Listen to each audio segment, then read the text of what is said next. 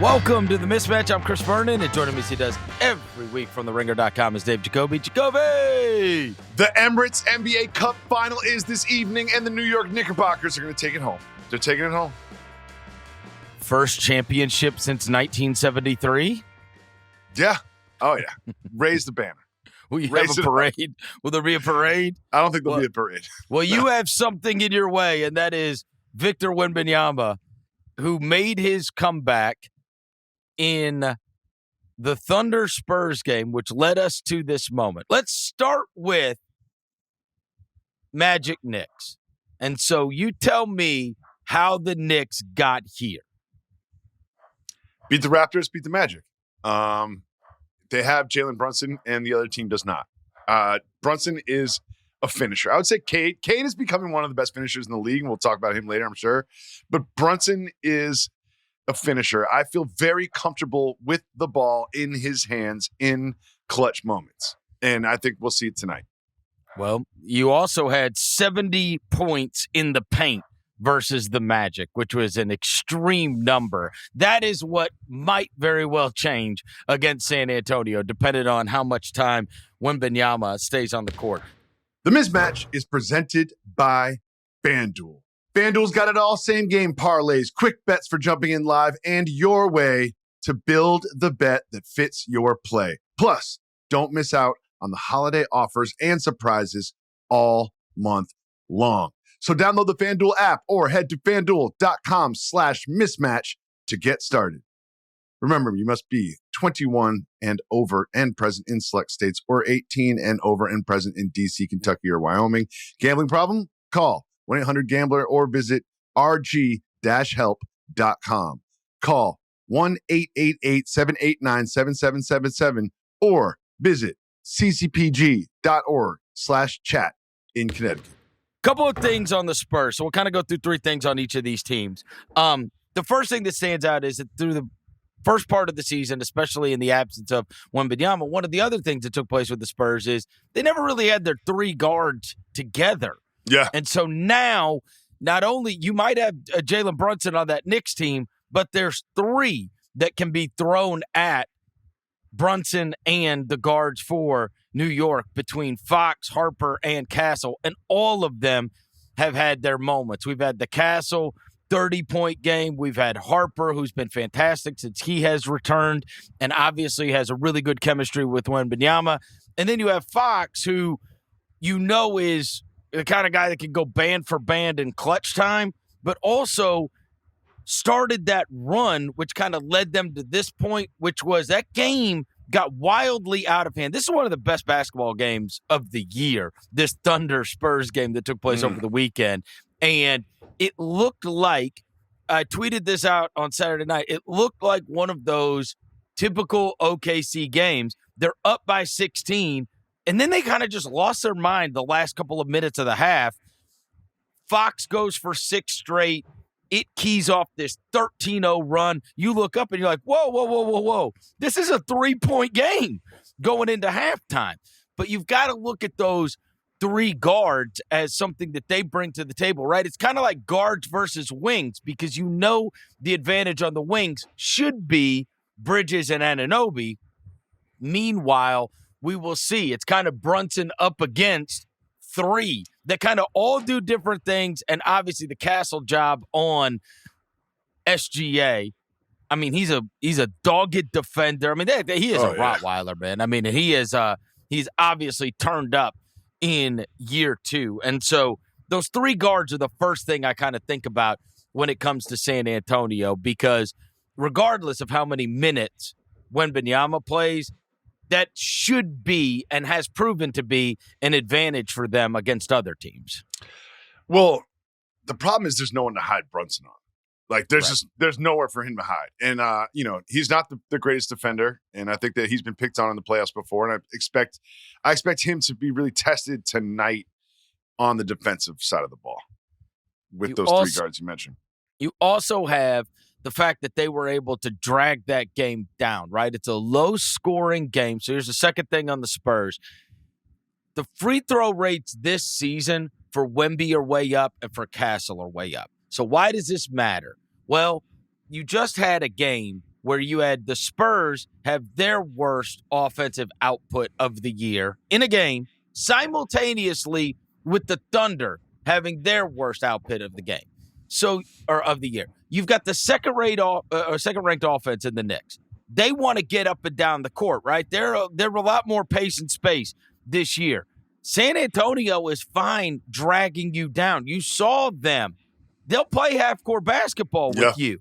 And the reason that the free throw rate matters is because how much dead ball basketball can we play in this game if we're San Antonio? How much dead ball basketball can we play? Because guess what becomes a linchpin when you are playing dead ball basketball? The 7'5" guy that can block threes and block everything at the rim, right? Like, I mean, the maximum amount of half-court basketball I can play when Victor Wembanyama's in the half court, the better. So I do think that that's going to tell quite the story tonight. Like how high you saw the Knicks. What they have, like 70 in the first half against Orlando. They got flying up and down the court against Orlando. They turned that into, and it is so odd because that's not what you think of when you think about the Knicks, the team that you don't think of them traditionally as the team that wants that pace to be high and flying up and down the court. And yet this version of the Knicks is that, the team that wants to fly up and down. And so for so many years, the veteran team, the team with man strength, all of the things that the Knicks bring to the table, that's the team that wants to play playoff-style half-court basketball. And yet I'm not so sure that that is the case in what we have for the Cup final. I'm not against those defenders. And I think what's really going to be interesting is how much Wembanyama plays and when he plays. Because they're against the Thunder, they're pretty judicious with how much they put him out there because he changes so much defensively. But if you look at Karl-Anthony Towns, who is so talented offensively, Luke Cornett cannot stay in front of him. Right. He cannot. Obviously, Wembanyama poses a completely different problem for anybody, especially Karl-Anthony Towns. But if in those Wembanyama minutes where he's on the bench, the Knicks need to use that advantage because if you put Cornett on Towns, he's just going to go around him. He's going to dribble to his right, or he's going to set up in the left block and shoot a stupid fadeaway, and it's going to work. Like he is a problem. Well, what has proven to be true, and this was true for Minnesota back in the day, it was true for the Knicks last year during the playoffs. Like, one of the major issues that Towns can pose is if your center has to guard him and he's just going to stand out at the three-point line, right? Now, how far away can they force Wemby to not be the guy that's in the paint all the time?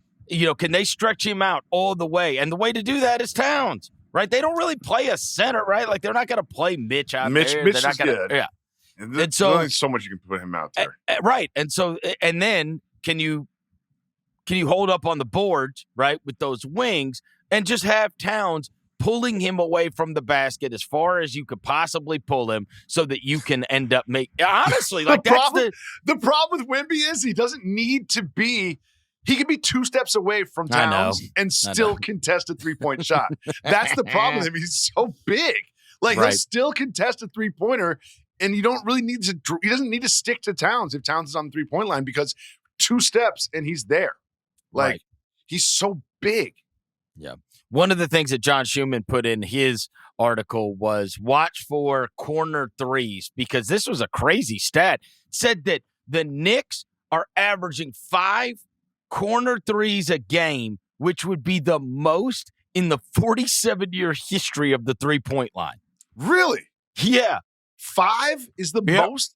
I would think the number would be higher. I would think the Celtics last year would shot more corner threes. I thought so too. But yeah, and so like the whole idea is how far can you pull this guy away and open it up by knocking those down? A lot of those are just people leaving Josh Hart alone.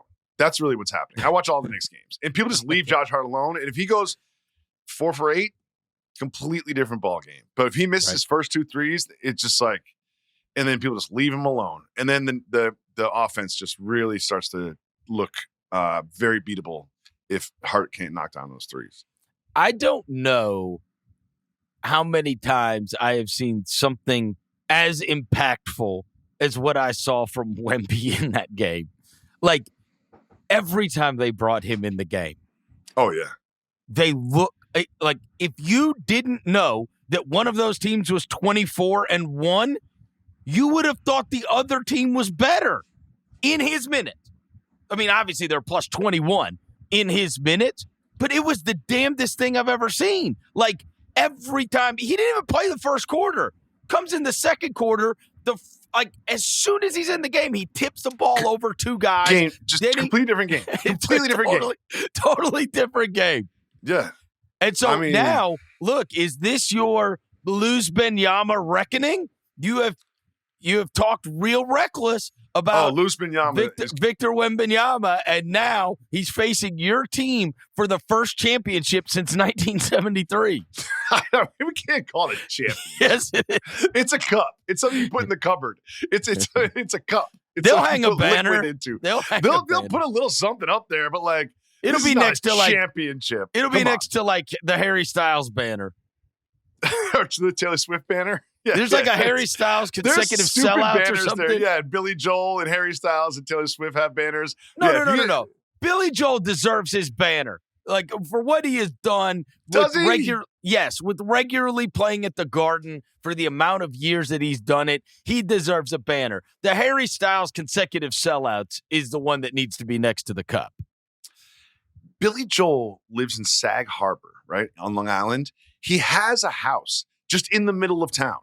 Like, no gate, no driveway. Like, he's just like right in the middle of town. Like, that's Billy Joel's house. And it's just like right there on Front Street. Like, you can just walk up and knock on his door if you want to. It's the weirdest thing. I love Billy Joel. You love Billy Joel? I love Billy Joel. You love Billy Joel? I love him. What? Yes, I love him. I love Billy Joel. I don't even have Billy Joel opinions. Like, he's fine, I guess. But I love him. You love, what's your favorite Billy Joel song? You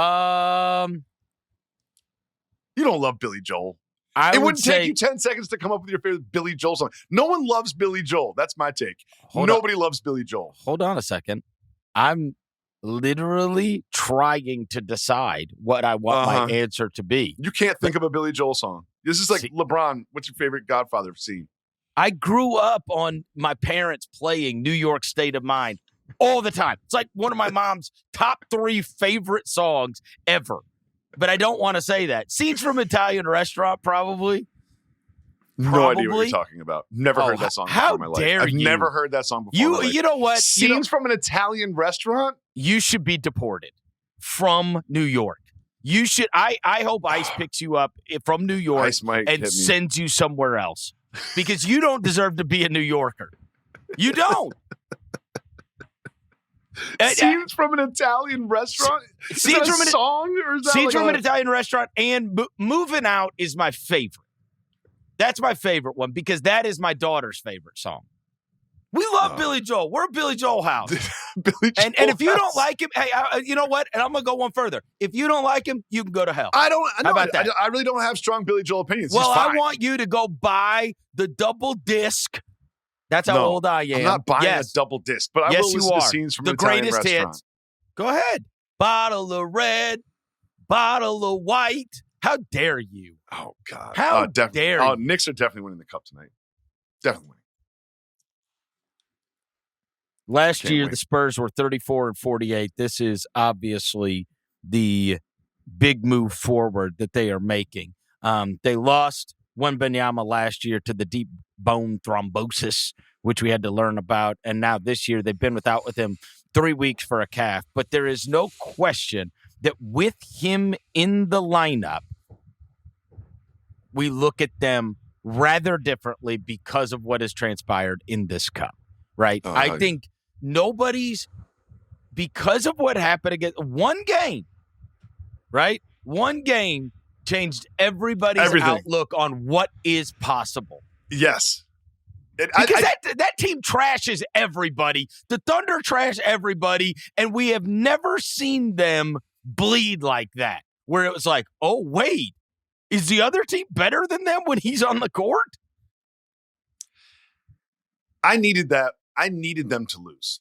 I root against the Thunder every time I watch a Thunder game because they are so good. I want to see something happen. I don't want to see them win by 30. Like, that's what I watch every single night. It was so rewarding to see them lose like that to the Spurs, who are probably, I don't know, the fourth best team in the Western Conference. But it just proves that they're human. It proves that I'm so tired of the dynasty talk. Like, why are we labeling this team a dynasty that was losing in Game 7 of the finals? Because guys like you came on literally our last episode, and one of your loves was the chase for like 80 wins. I was 74 wins. So that's why. And that was one of my loves, yeah. Yeah, that's why. And because they have the Clippers picks, which are probably going to be the number one pick of the draft, and they've got their last two first-round draft picks. One of them's, got testicular cancer. The other one's out for the season. And it's like, what if they're awesome too? And it's like, I mean, come on. That's why we're talking dynasty, because they are loaded with more to come. And so that's why that began. And one win is not going to take that away. But I am interested by this. If we came on here on this show, and many people will listen to this after the fact, you wouldn't be talking this way if they were playing the Thunder. Nope. And you came on here talking about we're winning the cup. Yes. If they were playing the Thunder, who were 25-1, I might not even watch the second half. So that is the interesting thing, is that though we respect the Spurs for what they were able to do, you still look at it and go, yeah, but are they going to be able? And this is the veteran-laden team who has certainly got scars. The Spurs? Versus no, the Knicks. Oh, okay, yeah. Knicks. They're the veteran-laden team that's taken their lumps, that have had the heartbreaking defeats, that have had the ball hit the rafters and drop down against them, against Indiana. Whereas the Spurs, they haven't played a playoff game against each other. So this is, say whatever you want about the cup. It is a heightened level of intensity, and this matters to them. No question. Absolutely. And I also think that it's so easy to look at Wembanyama and focus on Wembanyama when you're talking about the Spurs, but like, he wasn't the difference in the game. It's Castle, it's Vassell, it's Fox, like it's their guards, and they win without him. He only played 20 minutes? Yep, I want to say, but they were plus 21 in those minutes. Jacoby, he was the difference. I'm saying it's easy to look at him because he's 7'7" or whatever, and he's a freak and he goes between the legs and shoots threes. But they are so much more than Wembanyama.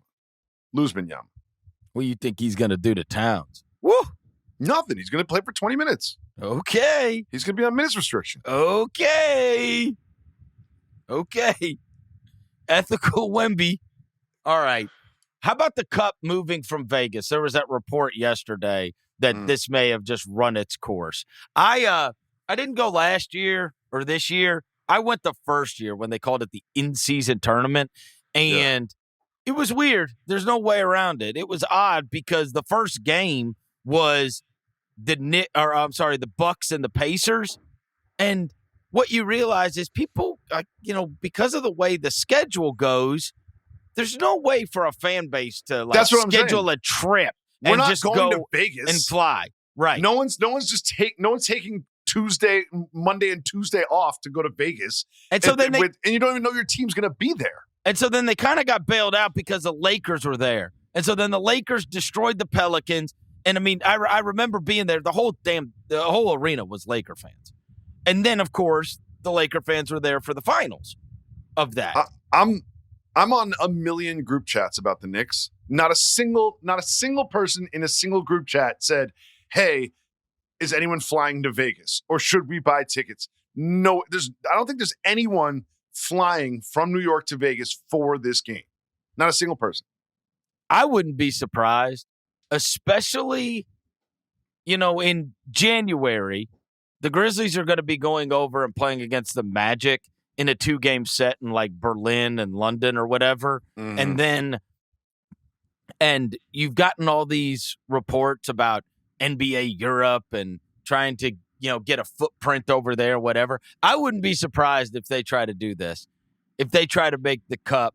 Oh, right? no. Yes. I would not be surprised. No. I really would not be surprised if they because those are 100% pack the arena moments, right? The arenas will be packed if they have the games overseas. I'm not sure you could pack an arena on a neutral site in America. Especially on a Tuesday. Yeah, I'm not sure that you could pack an arena on a neutral site Let's say you had Saturday's games, right? And then you said next Saturday will be the finals in Vegas, you might get some fans on planes. But when you have the games on Saturday and then say the game's Tuesday, you're not going to get fans on planes. It's hard. I mean, I have lived through this. Obviously, when the Memphis Tigers would go to the NCAA tournament, I would always go. But I flew to San Antonio when the Final Four was there, and I flew to Auburn Hills. But the rest of the time, like if it was in Columbus, Ohio, Tulsa, Oklahoma, St. Louis, wherever the case may be, I would always drive. And if it was in like San Jose, I'd just say, no, I'm not going all the way to San Jose or wherever. And it's hard because Selection Sunday is on a Sunday, and then you have to plan. But I was doing it for work, and it was hard to like do the turnaround and to figure out where I'm driving or where I'm going to be flying. Like, you're just not going to get a massive amount of any NBA fan base flying to a neutral site. You're just not. But then where is the game? Would it be in San Antonio or New York? I think if you're doing it neutral, they will do it international. That's my guess. Again, I have no information on this. I have no information. That's weird too. Of course. Because the game doesn't count for your regular season record. So now you're flying. Now you're going to make me fly across the ocean to play a game that doesn't count for my record. Honestly. So we can put a ribbon up next to Billy Joel. Honestly, it's pretty far from New York to Vegas, brother. Yeah, man. You might as well go overseas. The New York to Vegas flight, they have such big energy when they get on that flight and they're getting beers and stuff. And they're so excited to go to Vegas. But like by hour 3, you're just like asleep. It's just like, it sucks. Yeah. And so anyways, Spurs Knicks, obviously this has worked out really well though. We do have a super interesting cup final that I do think every NBA fan's going to watch. Also, what the cup brought us is a budding rivalry where now Christmas with the Thunder and the Spurs looks infinitely better than it even did, and everybody's going to mark out. Like, when the NFL is like now bastardized what was the NBA's day, Christmas Day, but I'm for sure watching Spurs Thunder. Like, I'm not missing that now. Yeah. There's no way I'm missing that. And if that would have played out, if that's the difference. If they're up 16 with whatever, couple minutes left to go in the first half, if they just run them out like a typical Thunder game, it doesn't have the juice. But now, not only do we get this Spurs Thunder thing that now is like, and Chet and Wemby. Chet and Wemby have a thing.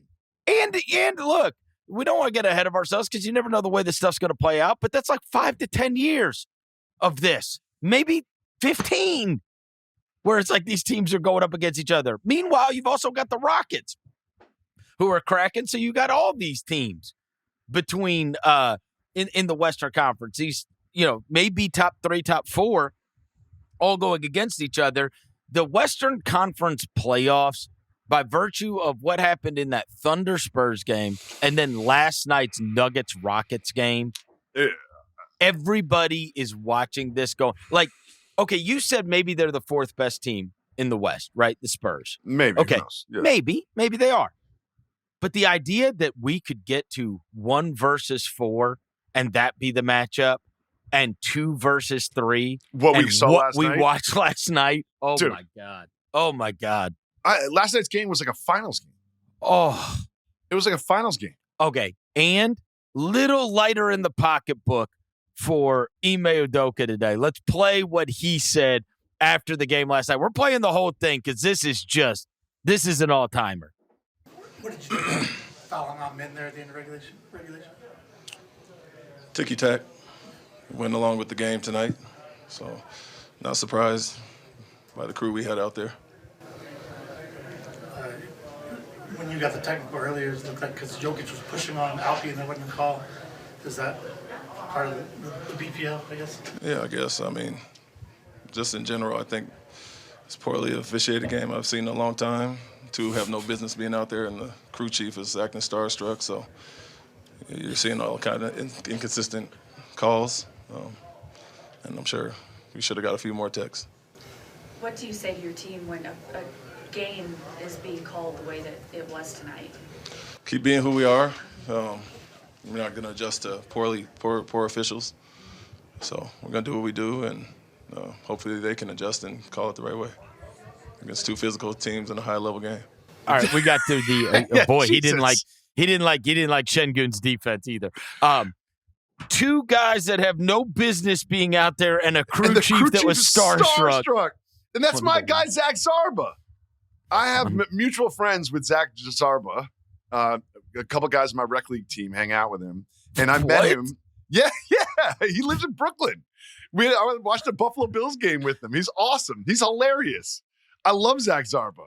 And they're coming from my guy. They're coming from my guy, Zach Zarba. Starstruck, he called him. That's worse than, I'd rather someone say that I don't belong there than say I was starstruck.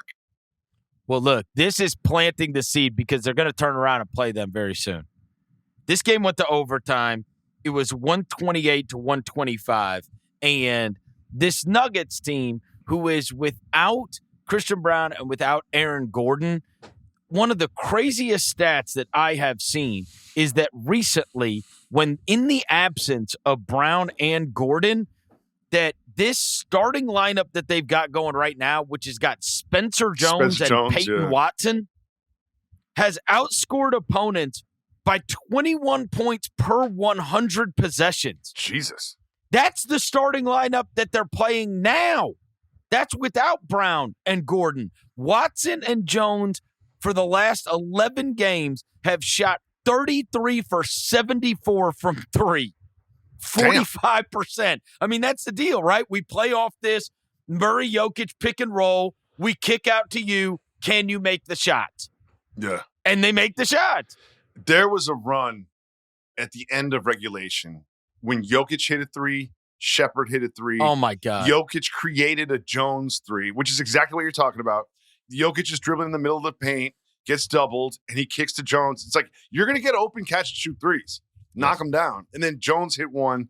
And then after that, Durant hit a three. I was like, I think this is the best basketball I've ever seen in my life. Oh, and then Shepard. Like, this is amazing. Then Shepard. It was Jokic, Shepard, Jones, and Durant.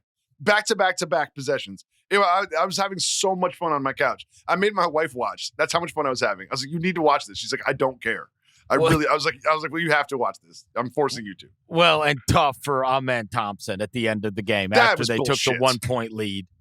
That was bullshit. I thought that call was bullshit. I mean, what did they say? His shin? His shin hit his foot, and he fell over. Hardaway Jr. I just thought it was a ridiculous call. Yeah.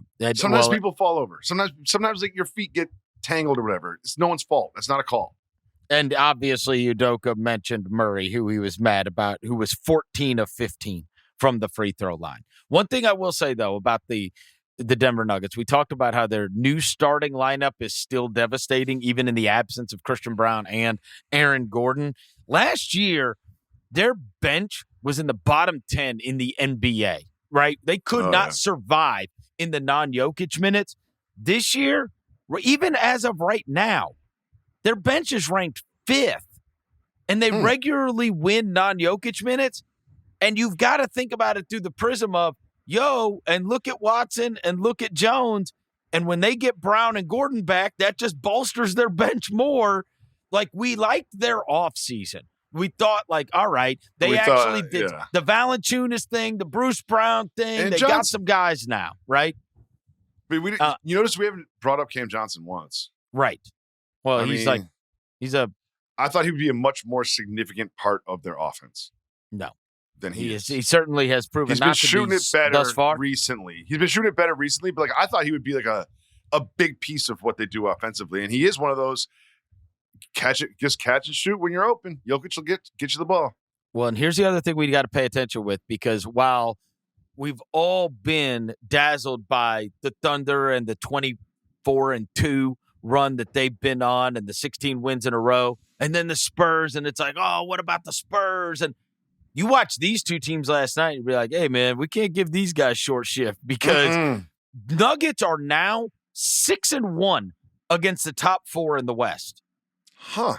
So when they have played the best teams, they have taken care of business.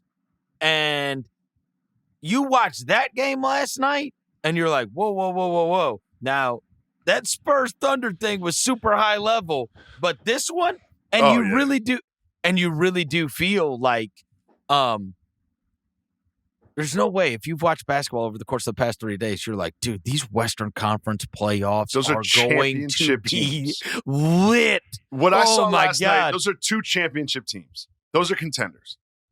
Both. And that's not even the Lakers and the Warriors and the usual suspects, right? When you're getting into the playoffs, these are teams that are built for it, and you could just see just absolute wars when you come to these playoffs this year. Oh, hell yeah. Hopefully everybody can stay healthy. But yeah, Ime Udoka is going to get slammed with a fine. 2 guys that have no business and a starstruck crew He chief. said the crew chief that's my guy, Zach Zarba. The worst officiating I've seen in a long time, he said. Wow. I think he's got a kid that goes to my buddy's school or something. You know those like dad friends that you have? Yeah. Well, and they're gonna turn around. I didn't know Zach Zarba was a New Yorker. I bet he knows Billy. I bet he knows Billy Joel. Billy Joel's whatever. By the way, the Rockets and the Nuggets, they play Saturday afternoon. Oh no. That's just my do. weekend. So, all right, tell my kids I'll see them another weekend. Yeah, they do. They play them Saturday afternoon. So, was it like Ime 4 o'clock? Udoka, not only is he going to get the fine, that's going to be up against the college playoff games? It'll be 5 o'clock your time.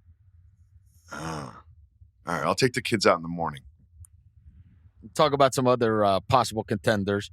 Detroit had a game against the Celtics last night.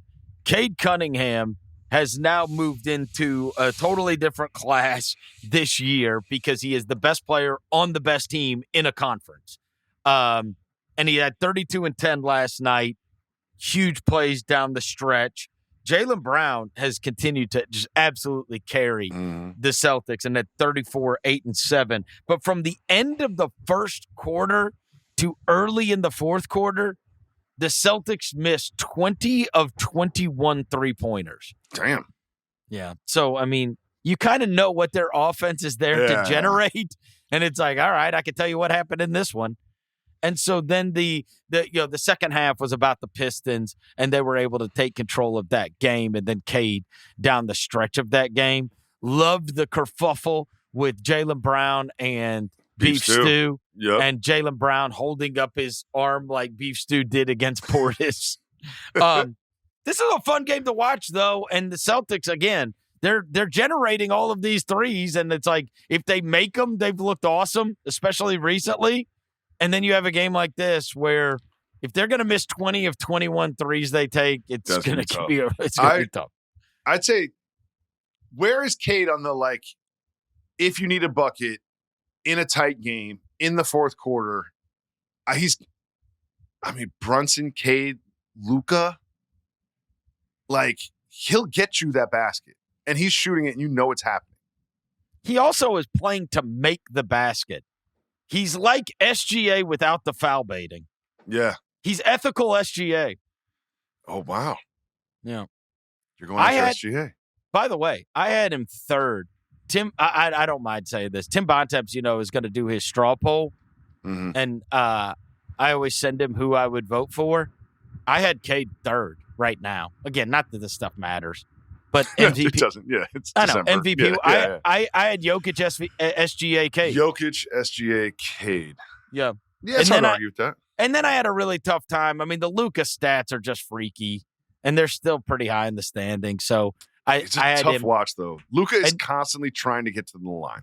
And every time he has the ball, he's trying to get to the line. Well, I mean, look, I think there's probably going to be a lot of people that roll their eyes when you're a Brunson guy. So what are you talking about? Brunson's in the mix of that, too. Come on. Come on.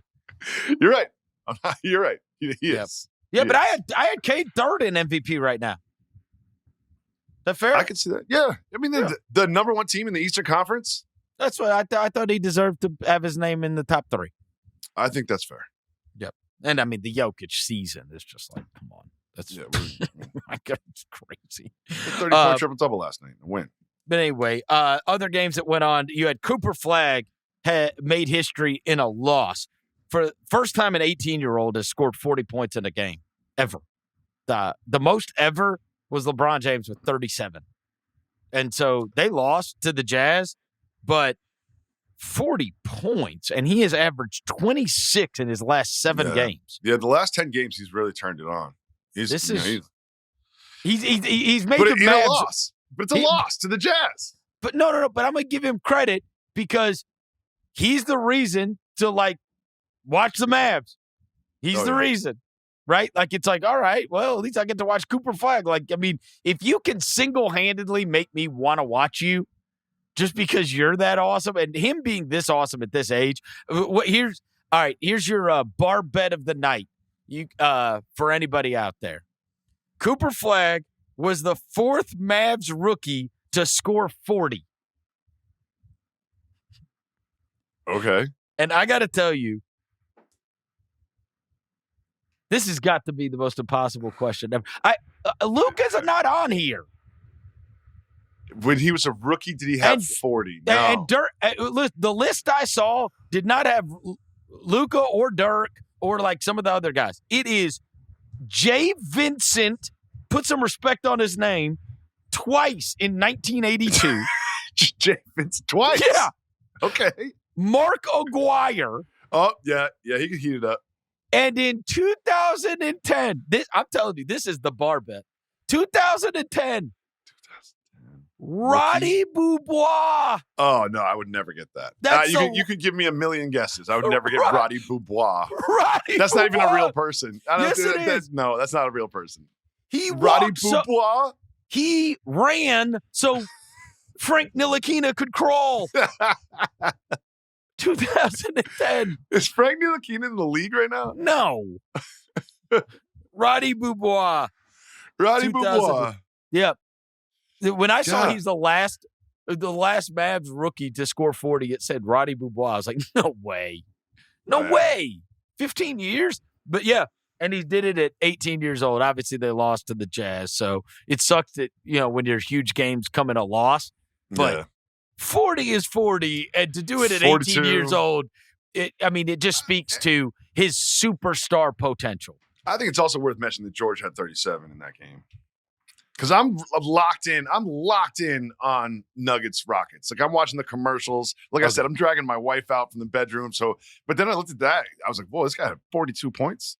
Okay, and hold George on had now. 37. Okay, the Keontae George, I saw him in person on Saturday night.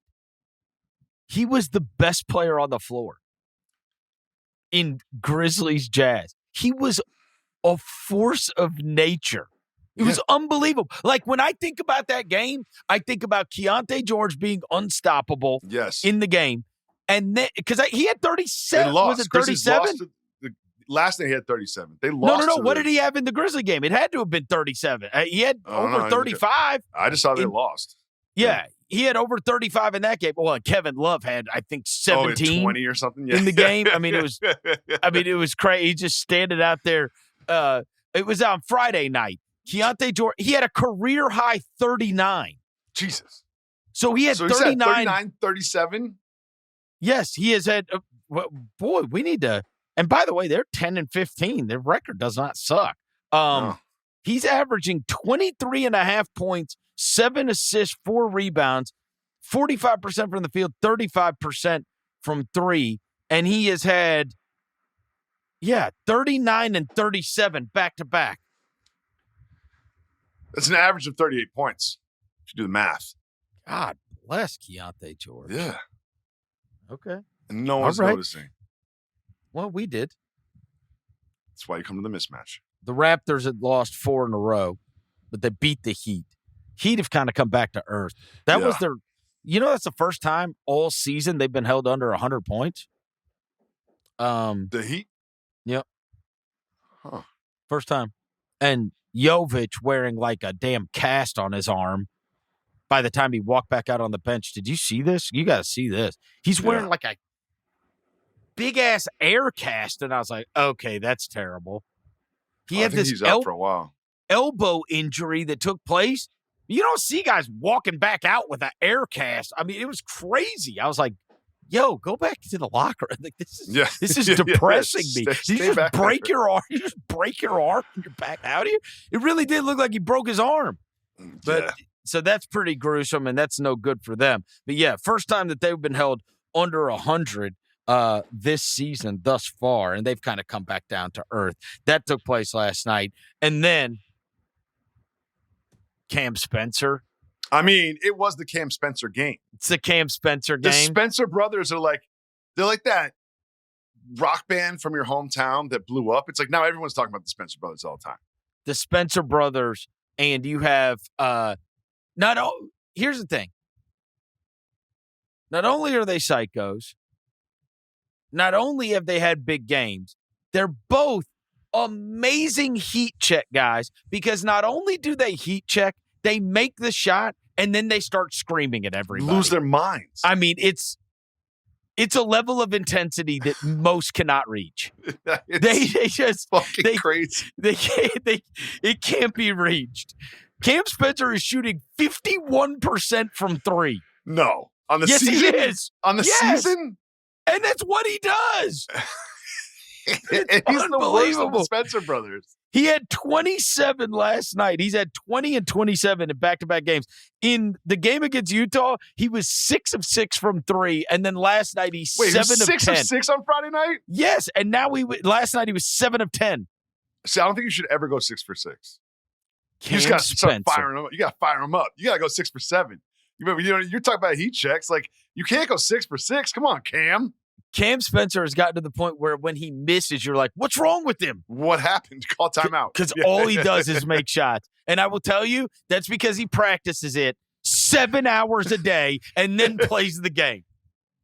By the time Cam Spencer takes a 3 in the game, he's already shot 1,000 that day. He doesn't sleep. He doesn't have social media. He doesn't have a girlfriend. Ball is life. That's it. We got to talk about Ja getting hurt. I mean, end of the game, lands on Zubac's foot, and then hobbles away. It's just. And it's like, dude, was it a second game seriously? Back? Yes, he just came back against Utah. Right after they had lost Zach Edey. Edey has an ankle. Like, you got to, honestly, you've got to wear, like, the Steph Curry ankle braces up to your shin. Like, at this point. I don't understand it. How concerned are you as a Grizzlies guy? Insanely concerned. Like, what are you talking about? It's like it's one thing after another. You also can't trade him. You can't trade him. No.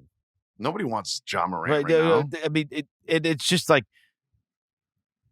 to come back and then just relive the horror of injury after injury after injury, because he came back last year, then got clipped out of the air in the Oklahoma City series right when he was playing well in the first half of that game 3. And then it's like, all right. And then you come back into this year and you get the calf, you get the ankle and you get the calf, and now we're an ankle again. And it's like, what is going on? What is going on? Like, because it's not like he hasn't been playing, much less playing recklessly. How many games has he played this season? And it's all this weird stuff. Like that one. Stepping on a guy's foot. He wasn't even jumping. Wasn't even jumping. I don't know, man. No. It's just tough year to be a Grizzlies fan. Sucks.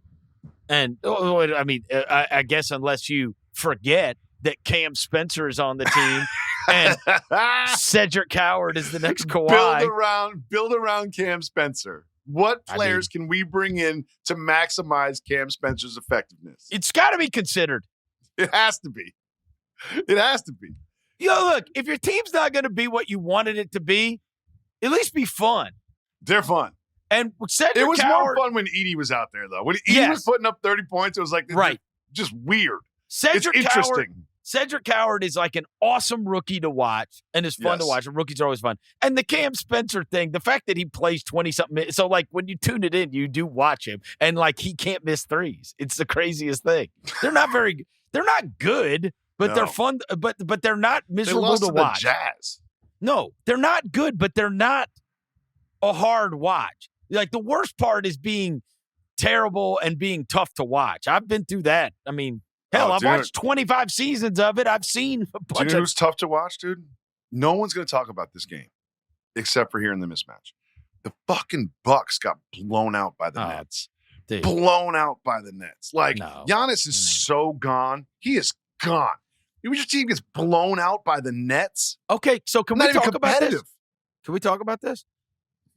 Anything you want, buddy. I actually think I meant to bring this up. I should have brought it up earlier because I think this is you want to start the show over? It's just so smart. It's just a smart thing to say. Oh, my God. Did you just say whatever you're about to say is so smart? Yeah, I'm hanging up on it. This is ridiculous. Where's the producer? Jesse, what are we doing here? My co-host just said, this is so smart. Before he said it. I'm not listening. When I thought I'm going to keep interrupting you. When I thought of it, I got jealous of myself. Oh, my God. You're embarrassing me. All right, look. The NBA Cup screwed up the Giannis market. You think about the teams that have been talked about, right? Oh, okay. Oklahoma City. Yep. San Antonio. Knicks, Heat, Spurs. And the Knicks.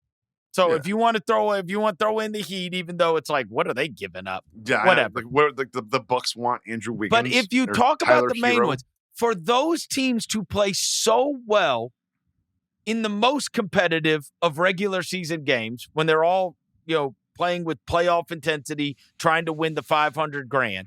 And if you look at it and you go, if you're San Antonio going, I think I'd rather have this grow together. And if you're Oklahoma City, you're going, we got a chance at like winning 70-something games and whatever. And if you're the Knicks, could tonight tell a story that if you lost to Wemby and the Spurs, you would go, I don't know. Like, we might need to, if we're trying to win the title.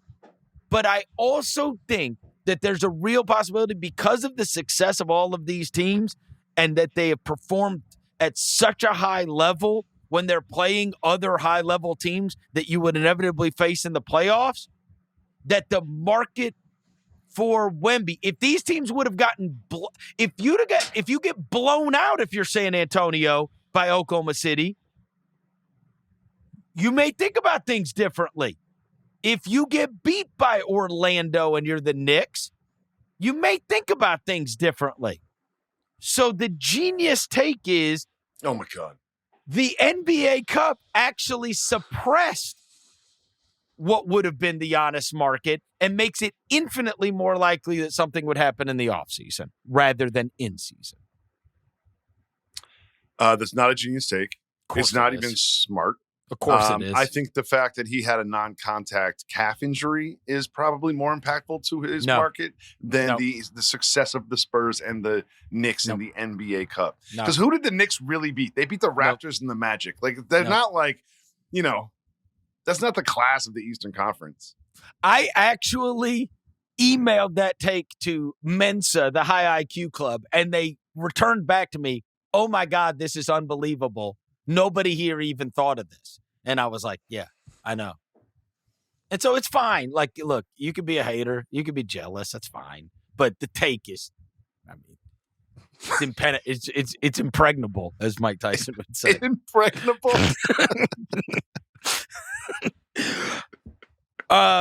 You're never going to believe this, but Kristaps Porzingis is out for a long time with an illness. This is crazy.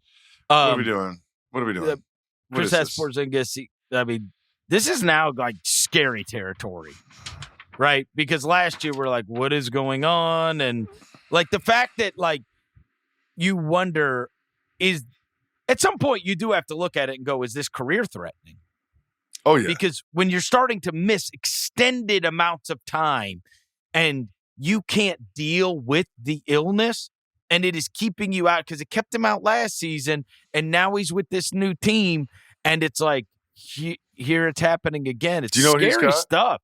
He's got postural orthostatic tachycardia syndrome. I don't even know what that is. I have no idea what that is. Would you like me to explain it to you? Yes, please do. I can't. I'm kidding. Okay. yeah. I was just going to try to X smart again. It just sucks. And honestly, when I read about this, it made me thankful for my health. Yeah. I was like, thank God I don't have to deal with this odd thing that he has. Well, and obviously, even dealing with it, and he suffers from this, but they haven't been able to figure out how to manage it.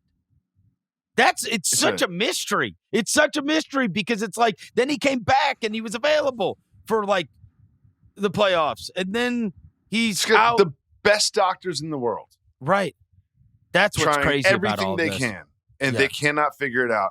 And that's a completely different Knicks Celtics series if he was 100%. Absolutely. I mean, he was just not a threat at all. He was not a threat. A shell of himself. Yeah, and that Knicks Celtics series is complete. All we talk about is the Celtics. They blew their 20-point lead and they blew a 20-point lead.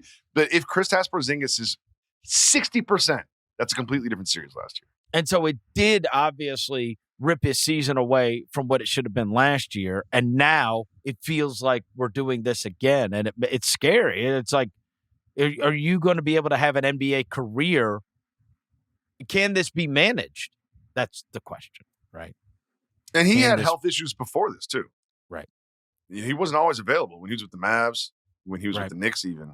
He wasn't always available. And now with this thing, it sucks. It says here it says, which is an autonomic disorder causing rapid heart rate and dizziness when standing as blood in the body doesn't evenly distribute across the body. I don't know what that means, but it sucks. Yeah. Like, to be a professional athlete, when standing, you get dizzy. Your blood's not appropriately distributed. What? Yeah, sucks. And obviously, what is he, 7'5" or something like that? Yeah. Right. I mean, there's a lot more blood to be distributed than like in my body. You know what I mean? Like it ain't got to go that far in my body. Well, you've got that genius brain that's sucking up all the blood. The distribution is really tricky. You're emailing Mensa your sports takes. They've got you blocked. Report junk. Evan Mobley's out with a calf injury. We have a calf pandemic. What the hell is going on with these calves? What is going on? What is going on? That was actually a double entendre. You have calves and calves. So, what is going on with these calves? Calves. They both stink. The Cavs are like in the play-in right now. What are they? They've been decidedly average. They're in with Donovan Mitchell playing like he's friggin' 1984 Bernard King. It's crazy. Yeah. He's like carrying them to anything they do. Oh no, he's stunk. Garland's not himself. He's not himself. And look, they were all over Mobley's ass all year for not being good enough, and now he's out. And so now they've got to survive without him. Everyone's got a strained calf. Everybody. Boy, you want to talk about a team. Like, there's always going to be that team that we expect to be at the top of the standings that's just not. They just went through the season from hell. And it certainly appears as if, because by all accounts, everybody had them in the top 3 in the East. Even if you didn't. Top 3? Even if you preferred the Knicks. Sure. It was Knicks, Cavs, and then a huge gap. I think that's true. And every single person that pays attention to NBA basketball before the season said Knicks, Cavs, huge gap. And then we've got this group of Hawks, Magic, Pistons, whatever. Yeah. Right. And then you just decided who you preferred of those 3. But you're right. And so, but now, like, this is, you look at it and go, it's very difficult to see them being a home court advantage team. That's what I'm saying. Right. So you go from a team that won all those games and had the number 1 seed last year, and you're going, man, they might have to go get on the road against a really good team to start this thing off. And this is a second apron team, right? They got to do it with what they've got. And you're now like that's scary stuff, right? It's like we got to do this with what we've got, and now you're putting yourself in by virtue of what takes place in the regular season. They could really be up against it by the time we get to playoff time. Not trying to get too out of ourselves, but if you got Mobley out for a month, this could get gnarly. Oh yeah, they're playing team right now, and also when you think about the Cavs in the postseason, I think if only they were healthy, if only Donovan Mitchell had help, because he's scoring 40 in almost every playoff game, and now he has to do it in the regular season. Like that is concerning in its own way because he has to go. He has to run a marathon every single game just to get them wins. Yep. It's tough. All right. Last thing before we get out of here. I've got to ask you this at the very end of the pod. So we're done with everything that's on the rundown. So now this is going to piss me off. I can tell. It's for sure not. Okay, good. So right above, when we're filming the podcast, right above your right shoulder is the great Christopher Wallace, Notorious B.I.G. Yeah. Right? I see that picture. And I can't help today, but when I see that picture, think about, did you watch it? Did I watch it? Hell yeah. The Diddy doc? I watched it hard. I watched it hard. I had to ask you because I see that Notorious B.I.G. picture every time we're recording a pod. I thought of you as I was watching it. I was like, oh, boy. I was talking to my buddies yesterday. So I said, number one, obviously, never have an enemy like 50 Cent. First of all, who are your buddies, by the way? You don't have buddies. Oh, I've got tons of You friends. talking to your buddies yesterday? Yeah. That sounds like someone who doesn't have buddies. What are you talking about? You want me to tell you their names? No, I don't want. No, but where were you? You were talking. I was to your at buddies. work. Rosa and Devin. Okay. Your colleagues. Yeah. Okay. They're my friends. Okay. So I say to them, I said, look, I watch this thing, and a lot of times you watch a documentary, and there will be somebody within the course of the 4 hours that says something nice. No. For 4 straight hours, not one person said one nice thing. I was like, damn, this is the level of hatred that is 50 undefined. is undefeated. 50 is absolutely undefeated. Dude, to go 4 hours with nobody saying he did this for me, he made it. Not one person said one good thing for 4 hours. I was like, holy mackerel, bro. He's always been implicated in the Tupac murder, but to implicate him in the Biggie murder, I was like, what? What are we doing? What are we doing? The whole thing is like the most unbelievable character assassination I've ever seen. Honestly, it's called, for anybody who doesn't know, it's P. Diddy The Reckoning. It's on Netflix. Yeah, I don't think it's an objective, unbiased, journalistic proposal. You know what it reminded me of? It reminded me of the last time I watched something like this where I got done with it and I was like, damn, was the Brett Favre one that they put up. And it's like, golly, it was like the whole thing was made just in case someone didn't live through it.